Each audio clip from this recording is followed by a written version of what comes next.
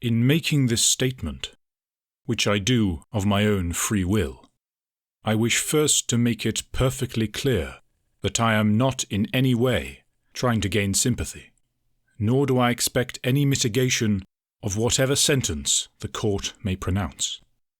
I am writing this in an attempt to refute some of the lying reports broadcast over the prison radio and published in the papers I have been allowed to see. These have given an entirely false picture of the true cause of our defeat, and as the leader of my race's armed forces at the cessation of hostilities, I feel it my duty to protest against such libels upon those who served under me. I also hope that this statement may explain the reasons for the application I have twice made to the court, and will now induce it to grant a favour, for which I can see no possible grounds of refusal. The ultimate cause of our failure was a simple one, despite all statements to the contrary. It was not due to lack of bravery on the part of our men, or to any fault of the fleets. We were defeated by one thing only, by the inferior science of our enemies. I repeat, by the inferior science of our enemies. When the war opened, we had no doubt of our ultimate victory. The combined fleets of our allies greatly exceeded in number and armament those which the enemy could muster against us, and in almost all branches of military science we were their superiors. We were sure that we could maintain this superiority. Our belief proved, alas, to be only too well-founded. At the opening of the war, our main weapons were the long-range homing torpedo, dirigible ball lightning, and the various modifications of the Clydon beam. Every unit of the fleet was equipped with these, and though the enemy possessed similar weapons, their installations were generally of lesser power. Moreover, we had behind us a far greater military research organization, and with this initial advantage, we could not possibly lose. The campaign proceeded according to plan, until the Battle of the Five Suns. We won this, of course, but the opposition proved stronger than we had expected. It was realized that victory might be more difficult, and more delayed, than had first been imagined. A conference of supreme commanders was therefore called to discuss our future strategy. Present for the first time at one of our war conferences was Professor General Norden, the new chief of the research staff, who had just been appointed to fill the gap left by the death of Malvar, our greatest scientist. Malvar's leadership had been responsible more than any other single factor for the efficiency and power of our weapons. His loss was a very serious blow, but no one doubted the brilliance of his successor, though many of us disputed the wisdom of appointing a theoretical scientist to fill a post of such vital importance. But we had been overruled. I can well remember the impression Norden made at that conference. The military advisers were worried, and as usual turned to the scientist for help. Would it be possible to improve our existing weapons, they asked, so that our present advantage could be increased still further? Norden's reply was quite unexpected. Malvar had often been asked such a question, and he had always done what we requested. "Frankly, gentlemen," said Norden, "I doubt it. Our existing weapons have practically reached finality. I don't wish to criticize my predecessor or the excellent work done by the research staff in the last few generations, but you do realize that there has been no basic change in our armaments for over a century. It is, I am afraid, the result of a tradition that has become conservative. For too long, the research staff has devoted itself to perfecting old weapons instead of developing new ones. It is fortunate for us that our opponents have been no wiser. We cannot assume that this will always be so." Norden's words left an uncomfortable impression, as he had no doubt intended. He quickly pressed home the attack. "What we need are new weapons, weapons totally different from any that have been employed before. such weapons can be made. It will take time, of course, but since assuming charge, I have replaced some of the older scientists with young men and have directed research into several unexplored fields which show great promise. I believe, in fact, that a revolution in warfare may soon be upon us." We were sceptical. There was a bombastic tone in Norden's voice that made us suspicious of his claims. We did not know then that he had never promised anything that he had not already almost perfected in the laboratory. In the laboratory. That was the operative phrase. Norden proved his case less than a month later, when he demonstrated the sphere of annihilation, which produced complete disintegration of matter over a radius of several hundred meters. We were intoxicated by the power of the new weapon, and were quite prepared to overlook one fundamental defect: the fact that it was a sphere, and hence destroyed its rather complicated generating equipment at the instant of formation. This meant, of course, that it could not be used on warships, but only on guided missiles, and a great program was started to convert all homing torpedoes to carry the new weapon. For the time being, all further offensives were suspended. We now realize that this was our first mistake. I still think it was a natural one, for it seemed to us then that all our existing weapons had become obsolete overnight, and we already regarded them as almost primitive survivals. What we did not appreciate was the magnitude of the task we were attempting, and the length of time it would take to get the revolutionary superweapon into battle. Nothing like this had happened for 100 years, and we had no previous experience to guide us. The conversion problem proved far more difficult than anticipated. A new class of torpedo had to be designed, as the standard model was too small. This meant in turn that only the larger ships could launch the weapon. But we were prepared to accept this penalty. After 6 months, the heavy units of the fleet were being equipped with the sphere. Training maneuvers and tests had shown that it was operating satisfactorily, and we were ready to take it into action. Norden was already being hailed as the architect of victory, and had half promised even more spectacular weapons. Then 2 things happened. One of our battleships disappeared completely in a training flight, and an investigation showed that under certain conditions, the ship's long-range radar could trigger the sphere immediately after it had been launched. The modification needed to overcome this defect was trivial, but it caused a delay of another month, and was the source of much bad feeling between the naval staff and the scientists. We were ready for action again, when Norden announced that the radius of effectiveness of the sphere had now been increased by 10, thus multiplying by 1,000 the chances of destroying an enemy ship. So the modifications started all over again, but everyone agreed that the delay would be worth it. Meanwhile, however, the enemy had been emboldened by the absence of further attacks, and had made an unexpected onslaught.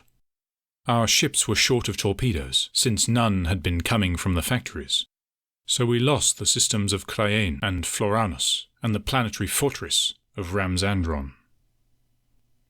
It was an annoying, but not a serious blow, for the recaptured systems had been unfriendly and difficult to administer. We had no doubt that we could restore the position in the near future, as soon as the new weapon became operational. These hopes were only partially fulfilled. When we renewed our offensive, we had to do so with fewer of the spheres of annihilation than had been planned, and this was one reason for our limited success. The other reason was more serious. While we had been equipping as many of our ships as we could with the irresistible weapon, the enemy had been building feverishly. His ships were now of the old pattern with the old weapons, but they now outnumbered ours. When we went into action, we found that the numbers ranged against us were often 100% greater than expected, causing target confusion among the automatic weapons and resulting in higher losses than anticipated. The enemy losses were higher still, for once a sphere had reached its objective, destruction was certain. But the balance had not swung as far in our favor as we had hoped. Moreover, while the main fleets had been engaged, the enemy had launched a daring attack on the lightly held systems of Eriston, Duranus, Carmanidora, and Pharanidon, recapturing them all. We were thus faced with a threat only 50 light-years from our home planets. There was much recrimination at the next meeting of the Supreme Commanders. Most of the complaints were addressed to Norden. Grand Admiral Taxaris in particular, maintaining that thanks to our admittedly irresistible weapon, we were now considerably worse off than before. We should, he claimed, have continued to build conventional ships, thus preventing the loss of our numerical superiority. Norden was equally angry and called the naval staff ungrateful bunglers, but I could tell that he was worried, as indeed we all were, by the unexpected turn of events. He hinted that there might be a speedy way of remedying the situation. We now know that research had been working on the battle analyzer for many years, but at that time it came as a revelation to us, and perhaps we were too easily swept off our feet. Norden's argument also was seductively convincing. What did it matter, he said, if the enemy had twice as many ships as we, if the efficiency of ours could be doubled or even trebled? For decades, the limiting factor in warfare had been not mechanical but biological.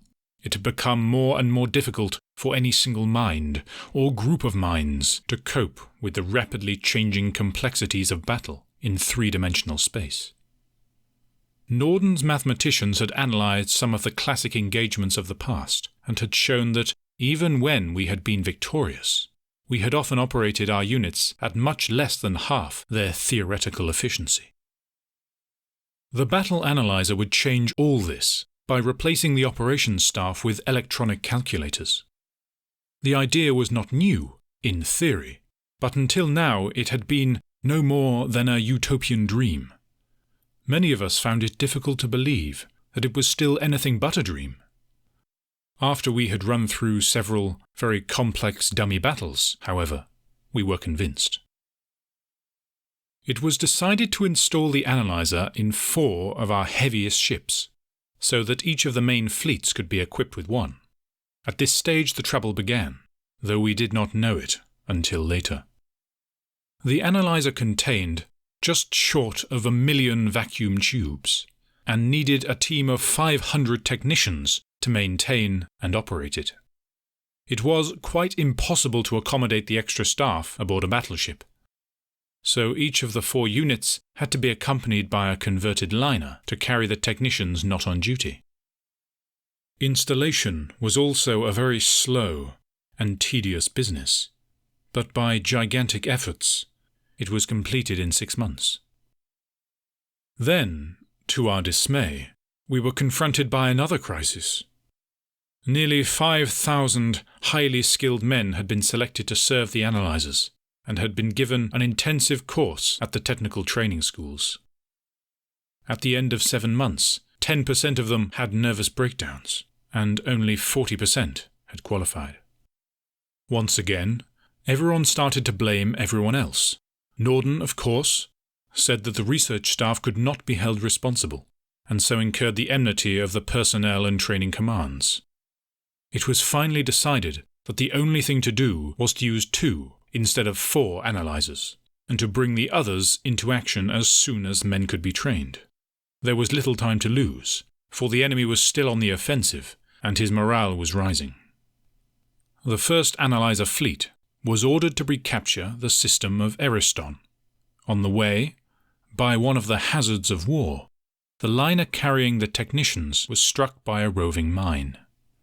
A warship would have survived, but the liner, with its irreplaceable cargo, was totally destroyed.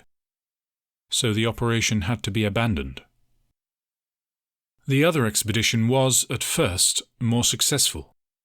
There was no doubt at all that the analyzer fulfilled its designer's claims, and the enemy was heavily defeated in the first engagements. He withdrew, leaving us in possession of Safran, Lukon, and Hexanarax. But his intelligence staff must have noted the change in our tactics, and the inexplicable presence of a liner in the heart of our battle fleet. It must have noted also that our first fleet had been accompanied by a similar ship, and had withdrawn when it had been destroyed. In the next engagement, the enemy used his superior numbers to launch an overwhelming attack on the analyzer ship and its unarmed consort. The attack was made without regard to losses. Both ships were, of course, very heavily protected, and it succeeded. The result was a virtual decapitation of the fleet, since an effectual transfer to the old operational methods proved impossible. We disengaged under heavy fire, and so lost all our gains, and also the systems of Lormia, Ismanus, Beronis, Alphanedon, and Sidenus. At this stage, Grand Admiral Taxaris expressed his disapproval of Norden by committing suicide, and I assumed supreme command. The situation was now both serious and infuriating. With stubborn conservatism and a complete lack of imagination, the enemy continued to advance with his old-fashioned and inefficient, but now vastly more numerous ships. It was galling to realize that if we had only continued building, without seeking new weapons, we would have been in a far more advantageous position.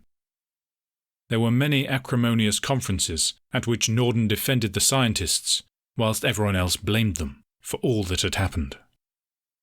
The difficulty was that Norden had proved every one of his claims.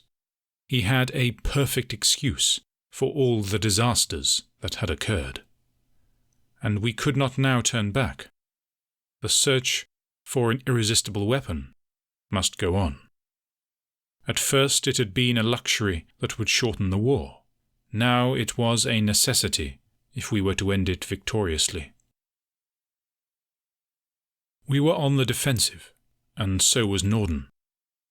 He was more than ever determined to re-establish his prestige and that of the research staff. But we had been twice disappointed, and would not make the same mistake again. No doubt Norden's 20,000 scientists would produce many further weapons. We would remain unimpressed. We were wrong.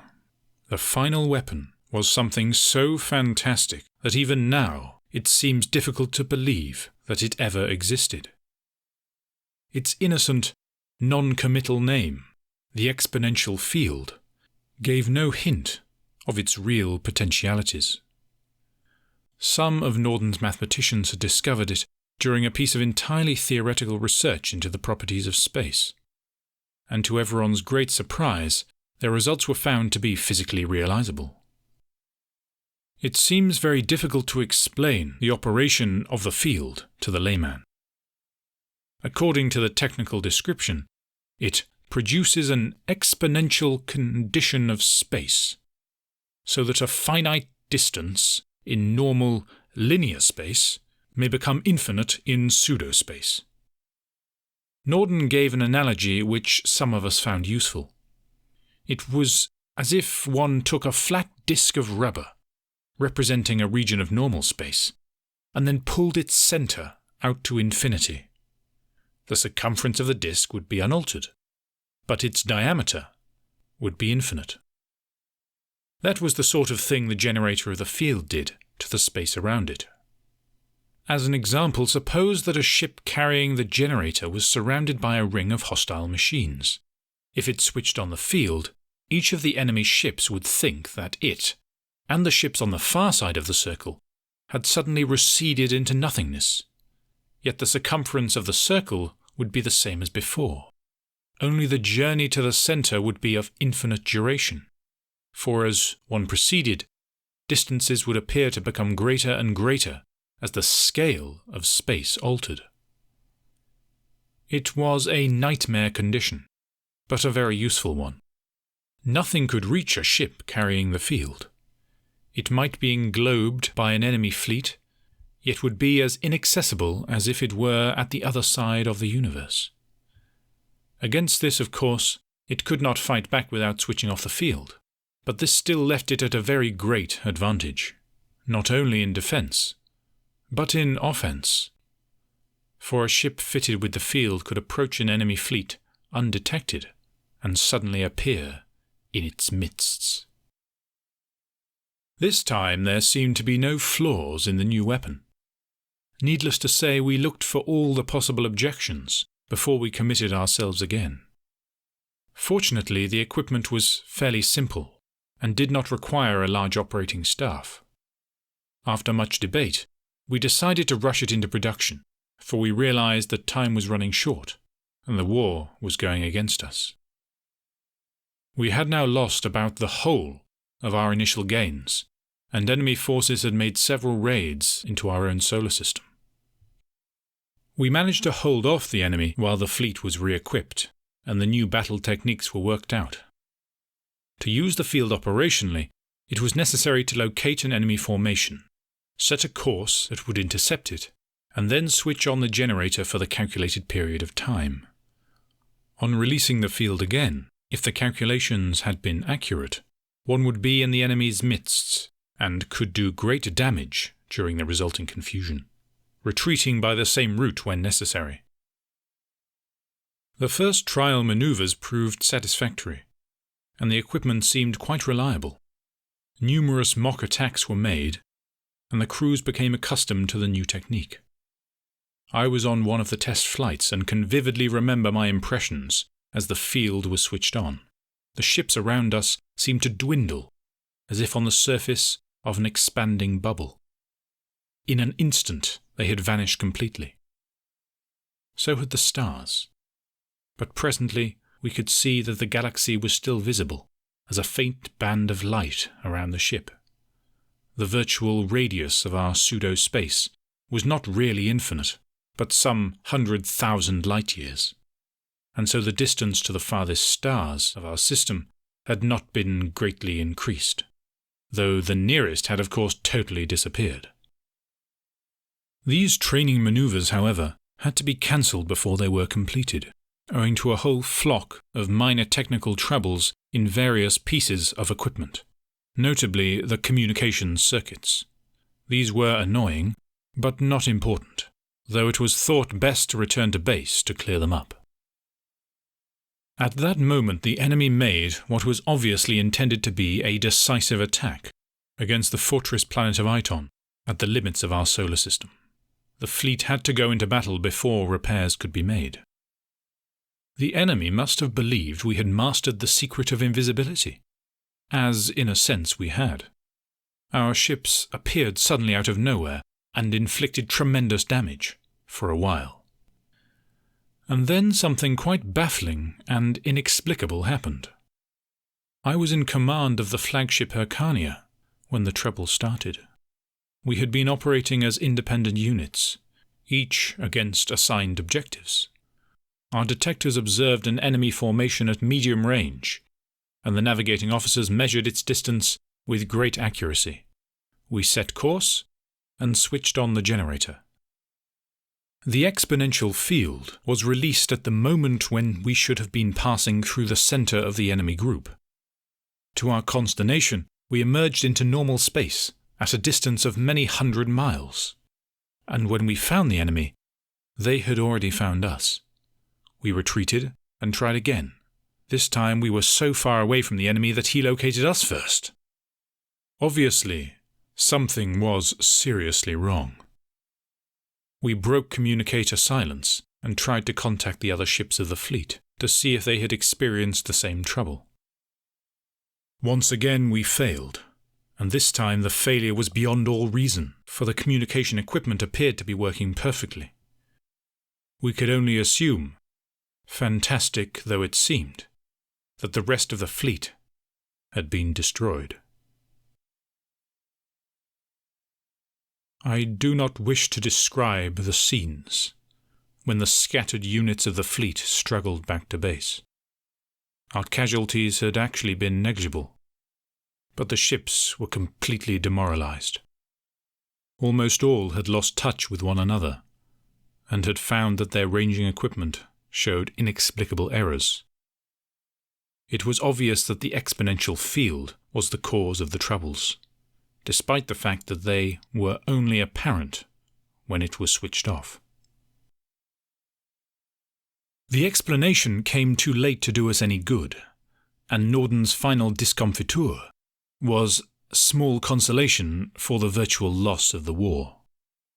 As I have explained, the field generators produced a radial distortion of space, distances appearing greater and greater as one approached the center of the artificial pseudo-space. When the field was switched off, conditions returned to normal. But not quite. It was never possible to restore the initial state exactly. Switching the field on and off was equivalent to an elongation and contraction of the ship carrying the generator. But there was a hysteretic effect, as it were, and the initial condition was never quite reproducible, owing to all the thousands of electrical changes and movements of mass aboard the ship while the field was on. These asymmetries and distortions were cumulative, and though they seldom amounted to more than a fraction of 1%, that was quite enough. It meant that the precision-ranging equipment and the tuned circuits in the communication apparatus were thrown completely out of adjustment. Any single ship could never detect the change. Only when it compared its equipment with that of another vessel, or tried to communicate with it, could it tell what had happened. It is impossible to describe the resultant chaos. Not a single component of one ship could be expected with certainty to work aboard another. The very nuts and bolts were no longer interchangeable, and the supply position became quite impossible. Given time, we might even have overcome these difficulties, but the enemy ships were already attacking in thousands, with weapons which now seemed centuries behind those that we had invented. Our magnificent fleet, crippled by our own science, fought on as best it could until it was overwhelmed and forced to surrender. The ships fitted with the field were still invulnerable, but as fighting units they were almost helpless. Every time they switched on their generators to escape from enemy attack, the permanent distortion of their equipment increased. In a month, it was all over. This is the true story of our defeat, which I give without prejudice in my defense before the court. I make it, as I have said, to counteract the libels that have been circulating against the men who fought under me, and to show where the true blame for our misfortunes lay. Finally, my request, which, as the court will now realize, I make in no frivolous manner, and which I hope will therefore be granted. The court will be aware that the conditions under which we are housed, and the constant surveillance to which we are subjected night and day, are somewhat distressing. Yet I am not complaining of this, nor do I complain of the fact that shortage of accommodation has made it necessary to house us in pairs.